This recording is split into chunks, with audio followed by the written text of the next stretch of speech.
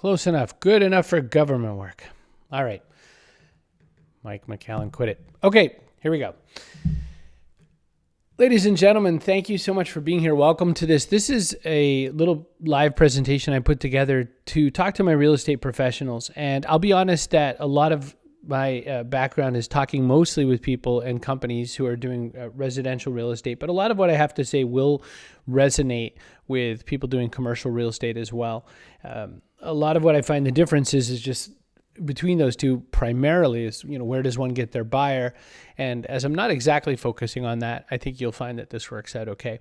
If you have any questions during the presentation, or if you want to throw funny jokes at me, by all means, use the little question segment.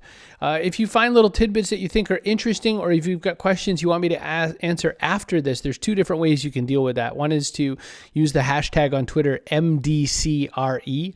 And I'll take a look at those at some point during the presentation. And second, just drop me a line, chris@hbway.com. I'm Chris Brogan. I'm CEO and president of a company called Human Business Works. I'll get to that a little bit more. But right now, just a quick thing is I feel like when we came to the digital space, everyone told you, do this, do that. And you showed up. You said, okay, here I am. You told me to be here, and now I'm here. You maybe started trying some stuff. Maybe it worked, maybe it didn't. You started observing. And then what happened was you sort of built a lab. But the problem is I think a lot of people are still kind of stuck in the lab for how they're doing what they do online and what they're doing to build out into the digital channel. Where I work is a company called Human Business Works, by the way. It's a media and publications type of company. We do courses to help people figure this kind of stuff out and whatever. My background is in no way in real estate, except that I've lived in some. So some of what I have to say may or may not be directly applicable. You might have to actually tune it to how you do what you do. But having spent some time with some people from Coldwell Banker and from some other real estate professional groups over time, I've had a really great opportunity to see what works and what doesn't. And I've also had the fortune of having a chance to talk to people who have maybe taken advantage of various books of mine and said, which parts were helpful and which ones weren't. And hi to everyone who's on. I'm so excited to see some people I know. Hi, Ann, and hi, Mike. And just great to have you all here. Again, as you have questions, feel free to stuff them in the questions box as we go along. I want to start with one really interesting piece of framing that'll help you with how I do what I do online, and that you can actually apply to your real estate goals as well. Because I find that we tend to sort of wander into these spaces and not necessarily know what we want to get done. And what we're missing is kind of a compass. So to me, the concept is start with the goal or the outcome. If your goal and the outcome is that you're trying to get more raw leads, then make sure you're clear on that's what you're looking for. Because I find sometimes, for instance, when I go and I check different real estate professionals' websites or blogs or their newsletter, I find a lot of inside baseball kind of conversation, stuff that other real estate pros would benefit hearing, but maybe aren't going to help you land a house sale. On the other side, if you're writing specifically to the people who are looking to buy houses, but what you're really trying to do is establish yourself as a thought leader in the space, that might be a challenge too.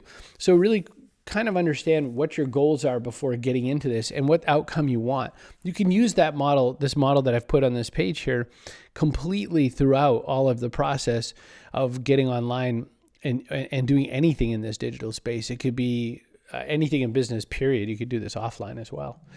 What are you going to measure? I am forever baffled by people that want to look at the various measures inside of social media. I had 1,000 views of this house on YouTube, or I had 300 followers and I'm just trying to get to 500 followers.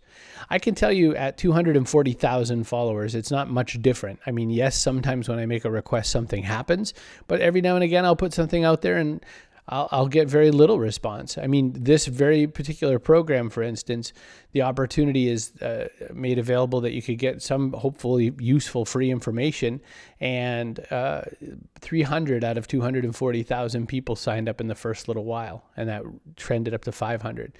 Meanwhile, things like my newsletter list go much better. So follower count is not a measure that you necessarily need to care about. What you might care about on any of the various digital channels is what kind of response you're getting.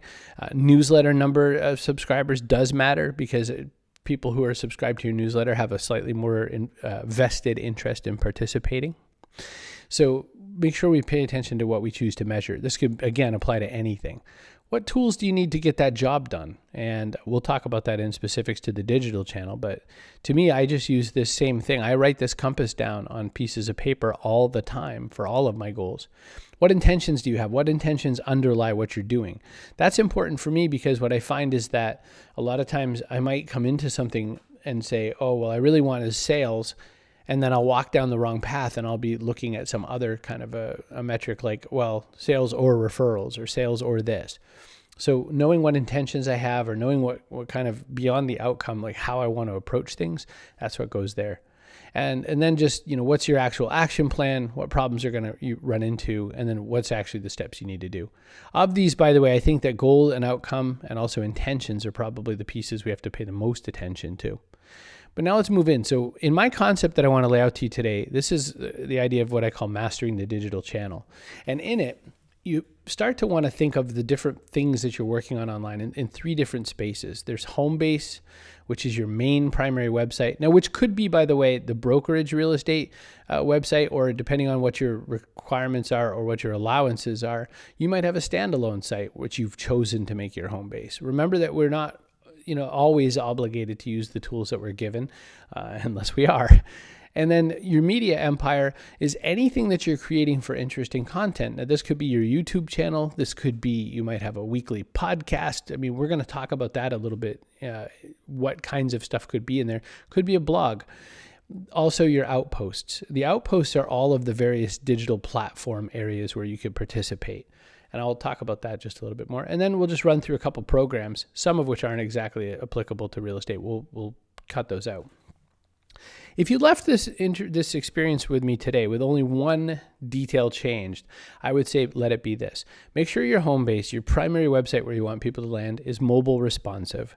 When I say mobile responsive, what I mean is make sure that when someone takes a look at your site via their mobile device, it's very simple and easy to read, and that they understand the one or two things you really want them to do when they get to that site. A lot of people have sites that technically can be viewed on a website, on a mobile device, but it just means that you shrink down your primary site to do that. That's not what I mean. I mean that the site actually renders specifically for mobile devices.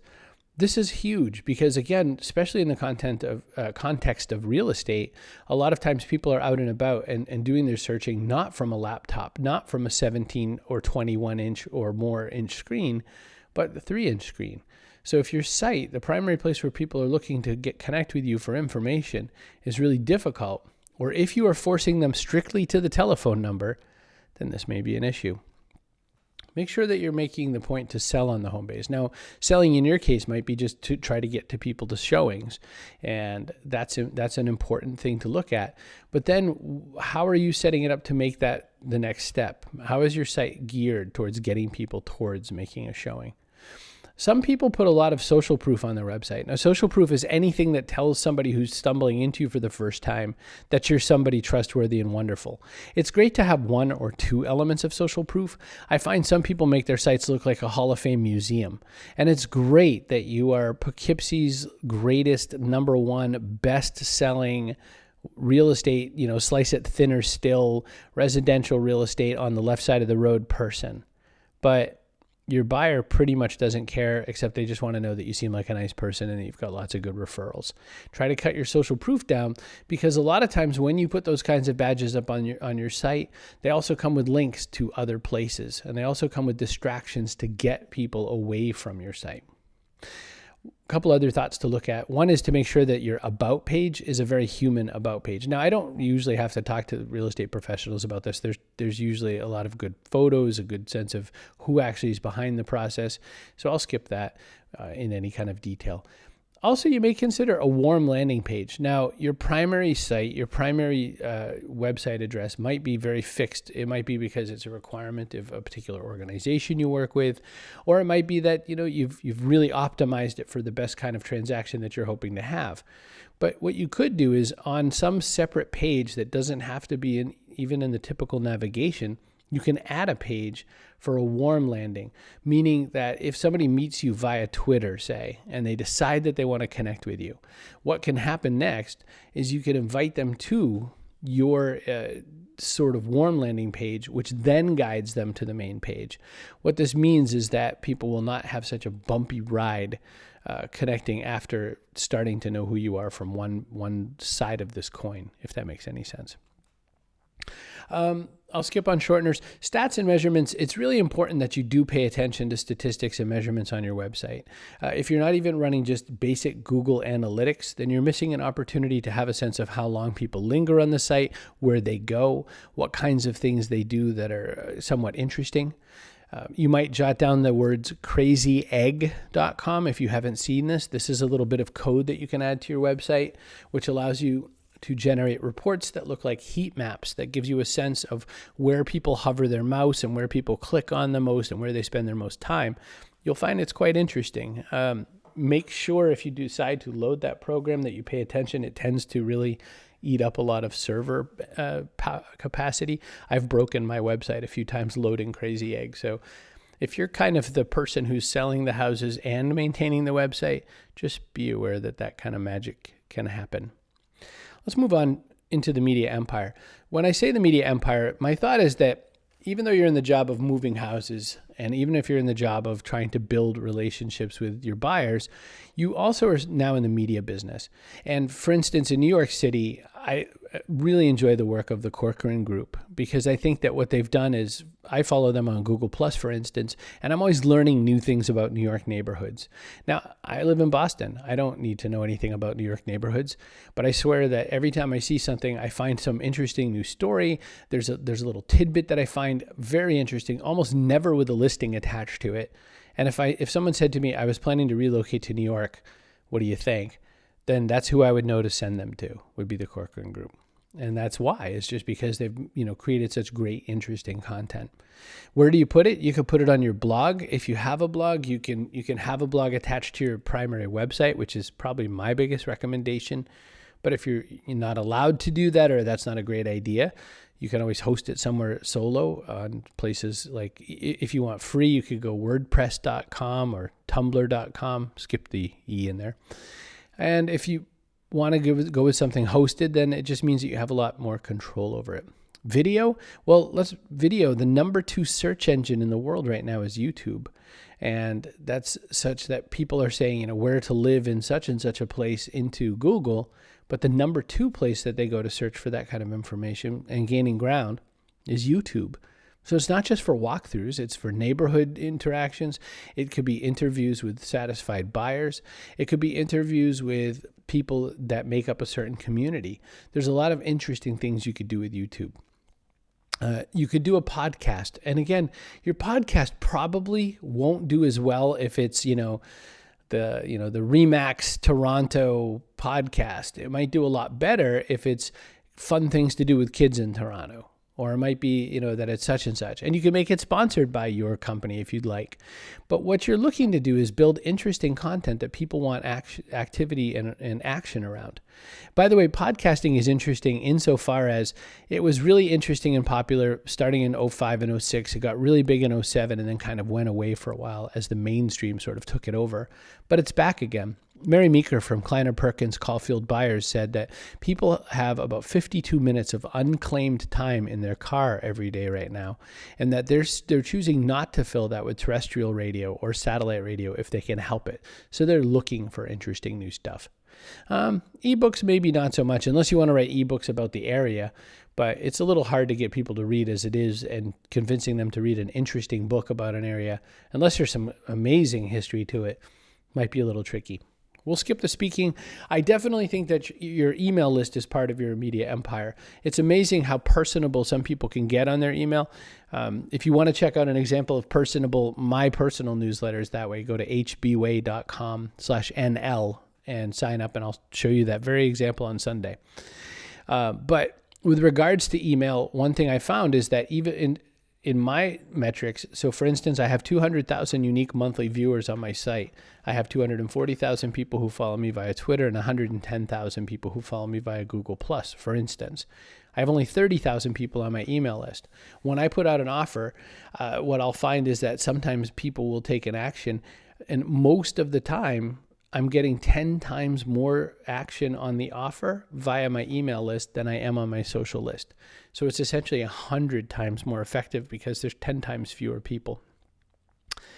All these outposts I'm talking about are places like Google Plus or Facebook or Twitter, or what I like to jokingly call Pinstagram, Pinterest and Instagram. Google Plus, if you have yet to go to Google Plus, you're missing out, because first off, it's the only social network that's highly indexed by Google, the number one search engine. Google Places and Google Local are all kind of tucked in there now. And so that kind of interaction is happening. The opportunities for what you can do there, I've seen people do real estate walkthroughs live as Hangouts with a group of people watching this video from their desktops. And there's also all kinds of search benefits inside that platform. I wrote a book on it called Google Plus for Business, and there's some real estate options and real estate information in there as well. And I'm pretty biased towards it. There's over 1 billion users on Facebook. There's only 500 million users on Google Plus and growing. But it's what I'm finding with Google Plus is that there's a lot of activity going on there, just not as many comments as you're looking for. People's number one complaint to me when they say about using something like Google Plus is they're saying, well, I went there and nobody I know is there. And I always say, well, that's great, but nobody you know is your buyer either. Your buyer is somebody who's coming to find out information about an area. And if you happen to be the person writing about that area, then they're going to find your information. And so that's kind of the goal there. With regards to sites like Pinterest and Instagram, I mean, my goodness, they're made for this. I mean, using something like Instagram to show off the cool places in the town, or to show off the interesting features of the house, to show off cool things that you like that are, related to the area. There's a lot of interesting content that could be made on a place like that. The mix of what you do there is really important, and also what you curate, because of course you don't want it to just be about your selling, because then people aren't going to pay attention. That's like buying a magazine and having it be from cover to cover filled with ads. So again, as I say the phrase media empire, you do have to start thinking as if you are like a magazine creator or a TV station or whatnot. I wanted to show you a couple of things really quick. I hope this works. Let me know if you see my screen and all that. But for instance, I wanted to show you the Corcoran Group's website. And for instance, they're showing off interesting things like this particular house that's a really cool apartment at $115 million. They're showing some best things to do in New York kind of guide on Foursquare. Really cool looking place in Fifth Avenue. The new Warby Parker store that opened. So I think this is kind of interesting content. The pictures are great. There's always something interesting going on. You'll notice there's not often a lot of activity, not a lot of sharing, but it doesn't matter, because this is just a body of work that's building up and showing who they are. What matters is that if you're going to use a platform like Google Plus, then people actually know how to get in touch with you. And that information is just built right in here. So that's good to look at. Other real estate people I've seen, they're doing pretty good stuff as well. Like when I look at the about sites, you're great at putting all your contact information down, and you're also great at giving a sense of where people want to connect. There's a lot of stuff in here that's sort of in service of from Bill. So he's actually talking to his other real estate professionals. But again, that's my point. So if we're looking to try to gather in people from different walks and different groups, it might be important to pay attention to that. I want to make a quick shout out to the Realtor.com app. It was interesting. I was given a sponsored post opportunity to review and write about this app. And, usually you do those at sort of an arm's length, and you just kind of go, oh, well, whatever, they're paying me, I'll take a look at it. But I ended up feeling like pretty excited about it, because I found that the app doesn't just help with people who are looking to buy homes, but there's all kinds of information in there that you wouldn't normally find on any other kind of a search. So I found it pretty cool. So I think it's neat that there's neat opportunities in here. The one I like the most is actually this first picture, if you see it, where it says draw your search area. You could just draw around the area you wanted to be at, which helps a lot more than knowing which kinds of places you want to spend your day. My friend Nanette has down in Austin, she's covering real estate down in Austin. She's got all kinds of stuff going on. One thing I really liked, though, is that she's doing these little tiny videos called 6 Seconds of Real Estate. So Vine is a new iPhone-only app, which allows you to do very small videos, and I'll show you an example of one here. And so this gets you a sense of, you can see all of the tiny little features in this home, but it's only 6 seconds long. and then it just loops. So these are kind of interesting tools to look at as well, because something like Vine, you start by thinking 6 seconds is stupid, but I'll tell you that the same people who say that are the ones who also agreed that 140 characters on Twitter was stupid. But I think there's something to it. I think there's something to pay attention to. And so Nanette has most definitely found some interesting ways to cover the good and the bad and the ugly of it. So that's just a point on how we can use the Outpost. Another point, too, is just make sure we use a timer. I have a plain old-fashioned Ladybug egg timer right here beside me, and when it goes off, and it makes a sound and tells me, get the heck off social networks. We tend to spend a little too much time in there. I want to walk into just some of this stuff, just some of the little recipes that I have in mind. For instance, lead generation. This is probably the most interesting and important part to this whole process and explanation to you. And it's this. Starting from right to left, from Google Plus and Twitter, for instance, and those are just for instances. I don't really care which network you want to be on. If you start from promoting your interesting content and then guiding them towards the potential buy, you're going to find a lot better experience going on. You're going to find that there's a lot more good opportunity of what's going on out there in that space. And so, for instance, you can have on your places like Google Plus and Twitter and Facebook and whatever, you're going to want to send out messages that say, hey, guess what? There's an interesting, cool new video showing up about funny stuff to do when you're in London. And what will come from that is that somewhere in the video you could promote either getting to your blog or promoting getting to your email list and whatnot. And this is the flow. So what I found is that most successful people using these platforms are not having success when they say, come buy my thing, but they're having great success when they're saying, come look at this interesting stuff I made that might be useful to you. And so then the sales point of view is to come from these places, like your video, your like Google Plus Hangout, when I say things like active video, your blog or whatever, to your home base, either to book that meeting with you or possibly to do something like get in and thank you, Webinar News. Also, it might be that you're getting them to your email list, and so that you could pick them off some other time for something else. I'll skip media because it doesn't exactly directly relate. If you need to nurture a community, there's some interesting places to do that. Facebook groups work very well for this, by the way. There's a lot of people making good use of Facebook groups. Some people are having that experience with LinkedIn groups. I haven't seen it as well as often here. I can tell you also that you can build community on places like Pinterest or Instagram as well. And I find that I love the new community platform on Google+.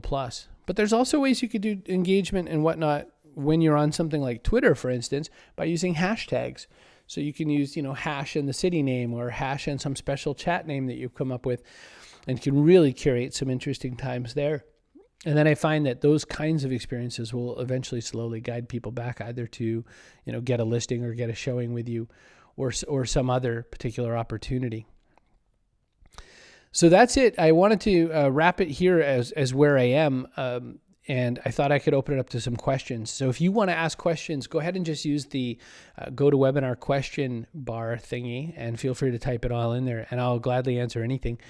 And if you want to find out more information, for instance, and if you want to just glance at these slides offline, if you come to hbway.com/offer, then you could pick them up there. There is the opportunity to go a little deeper with all this stuff. I won't pitch it to you too much here, but I have a course called Mastering the Digital Channel, which this slide deck is kind of an overview, but there's a lot more to this. What I found is that people want to ask a lot more deeper questions. How have the aggregators like Zillow and Trulia changed the sales and lead gen dynamics for realtors? It's a really good question. I have somewhat outsider view of this because I'm not, in your space. And I know that early on people were far more angry at sites like Zillow, and they were just thinking, oh my gosh, they're scraping our site. The listings aren't very accurate. There's a really easy negative way to view it, but I'm always in the mindset of distribution. And as long as they also scrape up your phone number to call, and as long as they scrape up contact information to get you the listing opportunity, then I think it's helpful. But what I would say is that, when it's changed the lead gen dynamics, people are one thing that's changed in the space in general is that people are doing their own research now. They're not first and foremost going to see a real estate professional. And this is very similar to the car industry, I should tell you. So I would say that one really important perspective to have is that come in and get the test drive is driving people away from car buying purchases right now. And call me first is as well. You don't want to necessarily take somebody off the hook, but you definitely don't want to make it so that the only way they can get you is via a phone or whatever. So I sell real estate as well as attempt to create social media buzz. If you had to pick 2 or 3 manageable platforms, which would you use? I would use Google+, a blog, and an email newsletter, and maybe I'd throw YouTube on top. And I wouldn't really manage the community on YouTube. I would just use it to generate videos. Most definitely, in my mind, the concept is, similar to that graphic. Let me just whiz back a few pages here to lead gen. Google+.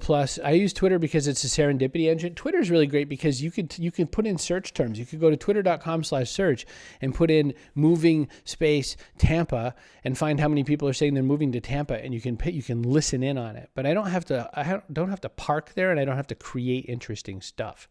Oh, thank you, Bruce. I appreciate that. I'd like to know, does Google Plus pick up more on engagement or content and title of links? It does both because it's Google. So if you publish, you have to publish it to public. There's a few different ways you can publish your content. You can publish it to limited circles or something like that. If you do that, Google does nothing. But if you publish it to public, it searches and qualifies all of it. And you could test this yourself, Debbie. Right after this video is over, swing over to plus.google.com, put in a post, type in something like, monkey face monkey, and then go to Google and search for monkey face monkey and see how long it takes before it comes live. You'll be astounded in a somewhat depressing way. When do I set my egg timer and times of day, and how much time do I usually spend with my timer running? So I usually do 20-minute dips if I'm going to jump into social media, because I find that if I don't, I will spend a lot of time on it all day. There's a quote that's something to the tune of, the path to greatness isn't all that difficult. It's just the path to mediocrity is a lot easier. And so I do that. Now, the other question was sort of times of day. It's really up to you. I mean, the way I've got mine set up right now is I try to do my creative work in the morning and then get onto social, because I find social can be a bit of a sink. The other trick I do with social that a lot of people don't notice to do is, like, if I'm waiting in line at the grocery store, that's when I'll do some of it. If I'm like waiting for the kids at the doctor's office, that's when I'll do some of it. I kind of tuck it in there, and that really helps me, not have to deal with it. Do you have any recommendations for email campaign content and frequency of sending?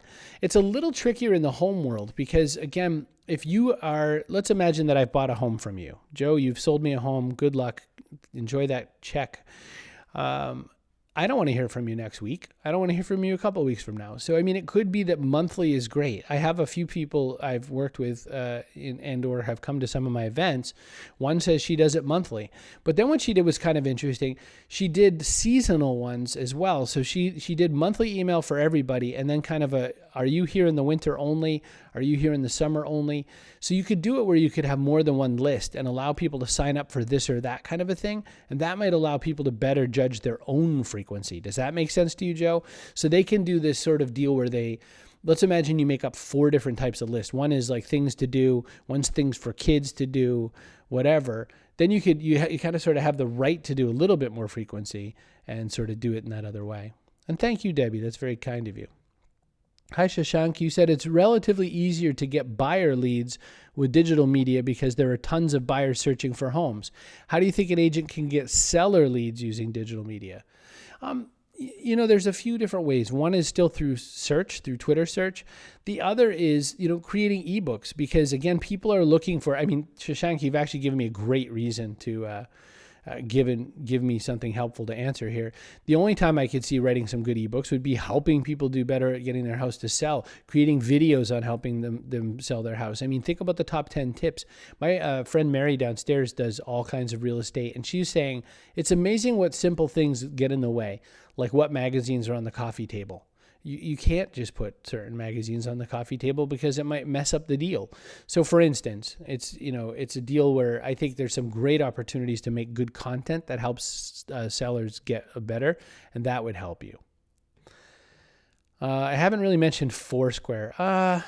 I'm not a big Foursquare fan. I really am not. It's not that I don't like it. It's just I've seen some case studies, but they're case studies from really, hipster towns, So, I mean, I guess if you're selling into San Francisco and you don't have anything going on Foursquare, you're silly. Seattle, etc. But, once we go overseas, Foursquare isn't as popular in most places. And depending on what, rural setting you might be in, it's not so popular. So I don't know. I'm not negative on it. I just haven't seen it go especially well. What's the best review site for realtors to ask their customers to leave feedback or testimonials? I actually don't know. I don't know the answer to that because I don't know where you hang out to sort of be judged. I would say that it's less common. It's more common, I guess, that someone might tweet negative things about you. They might blog negative things about you. But I don't have a good answer for that, Debbie. Maybe drop me a line, an email, and I'll see if I can find somebody. Chris@hbway.com. Have I heard of some cool ways to use social media to work with open houses? Oh, yeah. So there's a few different fun things you could do. I mean, one might be, and it sort of depends on what you feel open for. One could be that you could set up a slideshow, or rather you could set up a photo booth app like on a Macintosh and ask people who are coming in instead of to sign a guest book or anything to take a little photo. I've seen open houses where people have filmed different use cases for their house or special areas. So like they've shown different configurations of the family room, for instance. I've shown some people put up a video, what do you call those? Like those Kodak slideshow screens on the wall of stuff going on in the town. And so it just kind of generally takes more into the picture than what's in the room. And beyond that, though, I mean, I haven't seen anyone do like, a tweet up at a house or anything like that. I haven't seen any cool stuff like that. But if you know any, share them, Mike, because I bet you have good ones. What tools do you recommend to deepen understanding of different and/or new markets? That's a good question. I mean, there's probably some data things that we could pull out for, economical tools and stuff like that. And I wouldn't have as many great answers on that, Carl. I would mention maybe following Tom Webster, who is at Webby, WEBBY 2001, and maybe ask him that question specific to big data. I can say that with regards to the various social platforms, here's my biggest piece of advice on that. Don't worry about where the people are. Don't say, Facebook has 1 billion and Google Plus only has 500 million. Go where you can tell your story the best. Go where you feel the most confident and comfortable telling the story. And that's probably the best place to lead people to. My friend Mick in town runs a comic book store, and every Wednesday when comics come out, he tweets little twit pics of your comics to the person who's buying so that, if I like Batman and I don't like Superman, then I'm going to get a bunch of Batman pictures in my Twitter stream. And he did that by putting up a little sign-up sheet at the front desk. So you can always guide people to the content you want to make. The Realtor app was Realtor.com. It's an iPhone app. So you could just type in Realtor.com /iPhone. Actually, for all I know, maybe it's on Android and stuff like that. How are some other ways to monetize? We often have limits as real estate licensees, but any other tips on affiliate marketing? So if you mean affiliate marketing as in other products besides real estate, a lot of what I've put together for this is very applicable to that. So if you were going to sell something interesting, you're going to have lead gen that comes from your social platform, hit your interesting content, and then drive that towards possible sales. So, I mean, to me, that's the one way that you can get that sort of stuff done. If you mean affiliate marketing or referral-based sales of homes and stuff like that, I know the laws are very different everywhere. So I can't really say that without, putting a huge caveat that I just don't know what the laws allow for in different places. But I know that there's a lot of people exploring and working on lead generation such that they're paying off whatever you call it, some kind of a finder's fee or whatever. So if you're helping land a sale for somebody, there are transactions that are coming down one way or another. Do I see blogging as a good tool for realtors to show authority in the realtor world, or is video taking over? Okay, so Google can't see video very well yet. Google doesn't know what's going on in the video, and it doesn't tag the video for you. So if you're only doing video, then you're not going to be very well visible on searches that people are putting in. And remember that 68% of your traffic, for the most part, especially in the US, comes from Google. So you're going to want to make sure that even if you do a lot of video, that you're going to want to put a blog post that has enough keywords and context that people understand. Now, since Google has changed their search algorithm greatly since Penguin and Panda, which are just their release names, it's made it such that it's not even, important page ranking. It's not even authority of your site. It's who's sharing content the most or who's pointing out your stuff the most. So it points to the ideas like the Corcoran Group are doing, where they're making interesting and creative content because they're getting shared more often than other people. And that's a positive, and that's giving them a lot more, opportunity. And there's other people doing this, by the way. Corcoran Group's just kind of one of my go-to examples, and it's just because I've seen their work over some time. Blogging as a tool to show authority, I mean, you've just got to keep asking yourself, how much does somebody want to read? And you're getting that from a blogger and an author, so understand the irony there. I think that, if I'm a buyer, I maybe want recipes. I maybe want pictures. I maybe want, bites that I can understand. And, there's so many creative ways to get at a sale that are really interesting to me, either as a seller's agent or even as a buyer's agent, or recruiting for more buyers, that people don't seem to take, which is, the creative elements of, going beyond just this is a cozy little home or whatever. And I think there's some opportunities in there, but I guess that's for another time. What's my opinion of video tours? I love video tours. I think that it's amazing how much more that gets done. And now I will say, in the defense of homes that aren't so video friendly, that sometimes photo tours help. But it's getting to the point, though. I've seen this with some friends who are looking at more high-end sale products. If there's not a video tour and if there's only a photo tour, then there's a trust issue there, because people are like, oh, well, you can make anything look good in a photo, but it's a little harder to do that in a video. Meaning, you could skip corners and stuff like that. But I mean, the other thing about a video walkthrough, they don't have to be professional. I'm always amazed by people that tell me that they paid $2,000 for a video walkthrough. I mean, to me, here's what you need. You need to go out and buy an LED light, so that you have a decent amount of light sticking in the window, or sticking in the room. You need to not shoot such that everything looks like witness relocation, because the blinds are open and so you can see the outdoors, which then drowns out the room. And you need relatively decent sound if you're going to interview a human on the air. And so that's another whole story to talk about another time.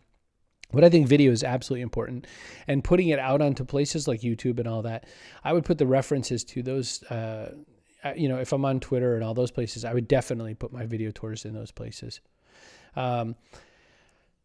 How big is video? YouTube links back to home bases and websites. So remember that YouTube itself is a place to store and watch videos. And so it kind of works as a great search engine, but I would also copy that stuff and embed it into a post on my own website. By the way, if you have control over making your website, if it's your choice to make a website, then put it on something like WordPress. 17% of all sites on the internet are using it. It's the software that people use to build blogs, but there's all kinds of other great stuff going on. For instance, my friends Brian and his team at Copyblogger have a site called agentpress.com. Go there and look around. You'll see some cool stuff. Do I use double opt-in for my email list? I sure do. That's pretty recent. I really thought that single was good enough for me, but I kept having problems with bouncing back. Double opt-in, in case you don't know, is somebody says, hey, I want your newsletter. And then a mail comes back and says, are you really sure you really want it? Click this link and then we'll really give it to you.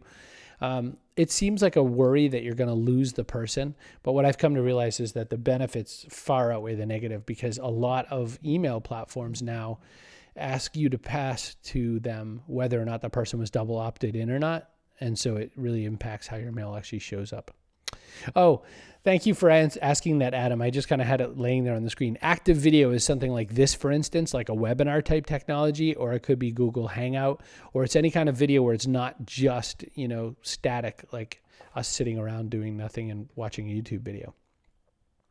Any thoughts or suggestions on offline promotion of my online presence?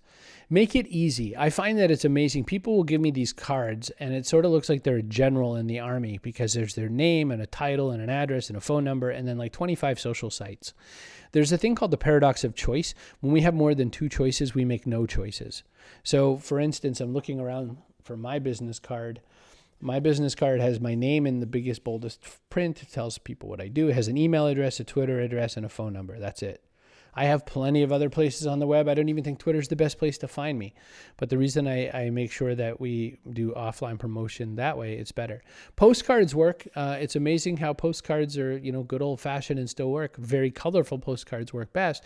But again, don't make cards and postcards that say, come find me, I'm an awesome realtor. Make it interesting. Make it, what are the 7 cool things you can find about your town that you didn't even know existed?